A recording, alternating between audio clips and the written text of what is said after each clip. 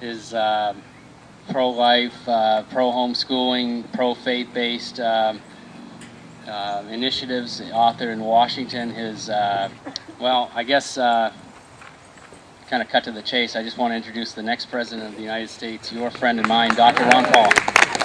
In the district, in order to, present the case for the Constitution and limit of the government, it has been challenging. And one of the key group of people that have worked for me for so long over these many years have been the homeschoolers. They seem to understand the Constitution. I wonder why that is. Homeschoolers seem to understand the Constitution compared to those who have gone to public schools. So I'm highly critical of the public school system. I praise homeschoolers, but I have to admit I went through the public school system, and so did my children. But I always thought it was a struggle to relearn or get rid of those things that were put into my brain that I thought turned out to be incorrect. So in economic policy or the understanding of the Constitution. So that is why, I have a lot of optimism, and one of them has to do with the homeschoolers. And all I have to do is look around and see if there's a contest, a spelling bee or some other geography, and I say, oh, those homeschoolers are doing pretty good. I guess they're getting a pretty good education.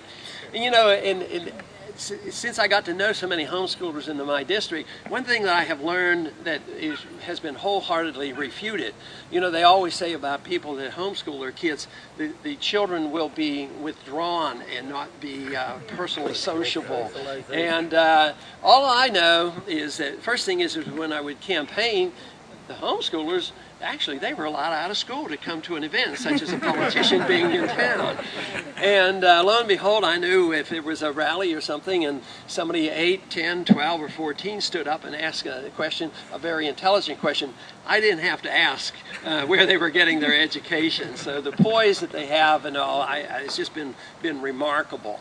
But, it is reassuring to know this. And it's reassuring to know that we still have this freedom and this responsibility to our children, but we can't even take that for granted. Because in the 1980s in Texas, homeschooling was severely challenged, and I believe the challenge will return if we are not careful. But today we are still fortunate. We can homeschool our kids, and we can have private schools. I would try to help them more, financially, not by grants, obviously, and not even by but what I would do is allow tax credits so people can get some of their own tax money back and not send it to the government if there are expenses involved, whether they're homeschooled or whether they are in private schools or whether they're extra tutoring, just so that we can get some of that money back in where the responsibility and the determination for education is by the parent. But